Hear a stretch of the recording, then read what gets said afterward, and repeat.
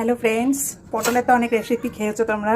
চাল পটল খেয়েছো কিনা জানাবে। আজকে আমি তোমাদের সাথে চাল পটলের রেসিপি করে দেখাবো। তার জন্য পটল ডুমো ডুমো করে কেটে নিয়েছি, আলু কেটে নিয়েছি, আর একটু গোবিন্দভোগ চাল ছোটো কাপের 1 কাপ জল দিয়ে ধুয়ে জল ঝরিয়ে রেখে দিয়েছি। এবার আলুগুলো প্রথমে ভেজে নেব। একটু নুন আর হলুদ দিয়ে আলুটা ভেজে তুলে রাখতে হবে। আলু ভেজে তুলে রেখেছি, এবার পটলগুলো একইভাবে ভেজে নেব। তার মধ্যে একটু হলুদ দিয়ে দিলাম নুন। পটলটাও ভেজে তুলে রাখবো। পটলটা ভালো করে ভেজে নেবো। তার মধ্যে একটা মশলা বানাতে হবে। এই যে একটা টমেটো আর 2 কাঁচা লঙ্কা আদা মিক্সিতে পেস্ট করে নেব। আলু আর পটলটা ভেজে তুলে রেখেছি, মশলাটা পেস্ট করে নিয়েছি, টমেটো আদা কাঁচা লঙ্কা। এবার ওই তেলের মধ্যে একটু ঘি দিয়ে দিলাম সাদা জিরে ফোড়ন, আর দেবো 2 তেজপাতা, আর দেবো গোটা গরম মশলা, ছোটো এলাচ, দারচিনি, লবঙ্গ।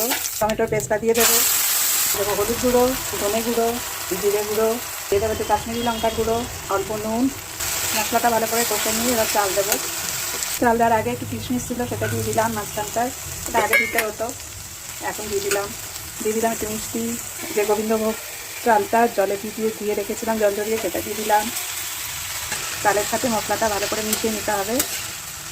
মশলাটা যখন কষে আসবে চালের সাথে, তখন দিয়ে দেবো আগেতে ভেজে রাখা আলু আর পটলটা। এবার একসাথে সব নাড়াচাড়া করে নিয়ে জল দেবো। জল একটু গরম করতে দিয়েছি।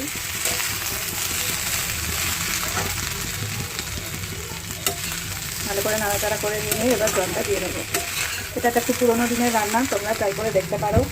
একঘেয়ে পটল খেতে খেতে এরকম নানান ধরনের রান্না করে অবশ্যই দেখা যেতে পারে। এই যে জল দিয়ে দিলাম, গরম জল, যতটা সিদ্ধ হতে লাগবে চাল যতটা, তার ডবল জল। ফুটে আসবে তখন ঢাকা চাপা দিয়ে দেবো, পরে গ্যাসটা সিম করে দেবো।